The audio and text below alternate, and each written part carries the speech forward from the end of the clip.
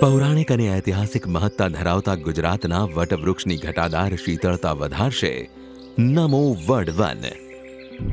માનનીય પ્રધાનમંત્રી શ્રી નરેન્દ્રભાઈ મોદીની પ્રેરણાથી ઉજવાયેલા આઝાદી કા અમૃત મહોત્સવ આઝાદીના 75મા વર્ષે 2022માં વિશ્વ વન દિવસના અવસરે માનનીય મુખ્યમંત્રી શ્રી ભૂપેન્દ્રભાઈ પટેલ દ્વારા કરવામાં આવ્યો હતો આ ઉદાહરણરૂપી રાજ્યવ્યાપી અભિયાનનો પ્રારંભ, જે અંતર્ગત રાજ્યના 33 જિલ્લાઓમાં 75 વડ વન ઊભા કરવાના નિર્ધાર સામે અત્યાર સુધીમાં સ્થપાયા 82 નમો વડ વન।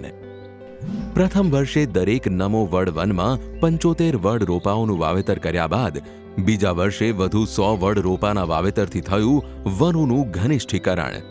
આ ઉપરાંત નમો વડ વન છે લોકો માટે પર્યાવરણ પ્રિય પિકનિક સ્પોટ।